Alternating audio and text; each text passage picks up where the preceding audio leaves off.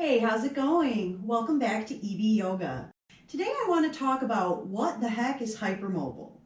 Hypermobility is something that I think is misunderstood a lot in yoga, or it's just not talked about.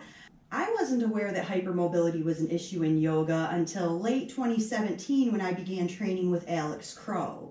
If you're a yoga teacher out there, find Alex Crow and look into her Deconstruct to Reconstruct series. It will change the way you teach yoga and the way you look at yoga poses. So what the heck is hypermobile? Hypermobile means you can move your joints past the range of motion they are supposed to go. Essentially, you're extra flexible in the joints of your skeleton. So this is where I think some of the misunderstanding comes in. People think that they are naturally flexible, or people say that they can't do yoga because they're not flexible, when really this flexibility that we're looking at, that we see in the yoga poses and the yoga pictures, it's hypermobility. It's not because they have extra flexible muscles, it's because they have extra flexible joints. I am hypermobile pretty much system-wide, meaning almost every joint of my body goes past the range that it's supposed to. This doesn't make me better at yoga. This means that yoga did seem to come easier to me when I started doing yoga, but the truth of the matter was, it was my joints that gave me that ability, not because I was special and good and meant to be a yoga teacher. So if you're a hypermobile person, you might be attracted to yoga, you might try yoga out, think you're good at it, think it's easy. This is also what leads people who have an average range of motion to not want to try yoga. And really, the hypermobile population is maybe between 10 and 20% out there in the USA. If you go into a yoga class, it's typically like 80 to 90% of the class is hypermobile. Basically, hypermobile people find yoga because it's easy and it feels good and we can do it. I was one of them, I know. So what hypermobility really is excess collagen in our joints that lets the joint go past where it's supposed to go. Then we have a lack of communication between our joint and our brain. So instead of our joint going to where it's supposed to stop and then telling our brain, hey, this is pain, this is a signal to stop, we don't get that pain signal. We can keep pushing our joint till what we can find our end of range of motion. Let's look at my shoulder as an example. So when we're doing these joint measurements and talking range of motion, I'm talking about where your body is in anatomical position. So in anatomical position, my shoulder is right down here. This would be 0. Most people's arm goes up 180 degrees. So from 0 up to 180. Now without arching my spine or moving any other joints, my shoulder can go that much further. So if you're a hypermobile person, this extra range of movement in your joint right here, imagine that we're doing back bends, how much easier it is for me to get my arms back. Or if we're doing a twist where we're reaching, my shoulder can go further than the regular average person.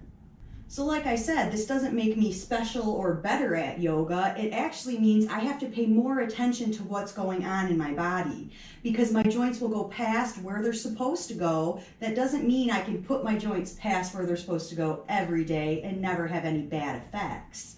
By pulling my joint past where it's supposed to go, I'm still going to wear down the cartilage there, and by repetitive motion of that day in, day out yoga practice, I might wear down that cartilage to the point that I need some sort of shoulder surgery. Same thing with our hips. Here's another example. When we do low lunge in class, I'm always saying find the stretch in the muscle, not up in the hip joint, for the same reason I just mentioned in the shoulder.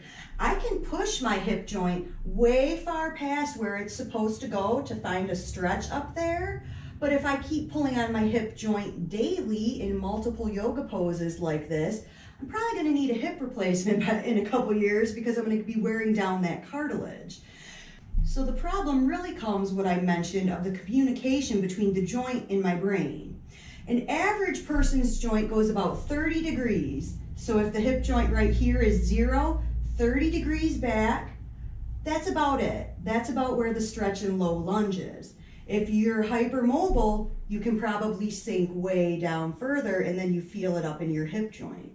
Hypermobile people can also drop into the splits pretty easy without any stretching, reach over, touch the ground.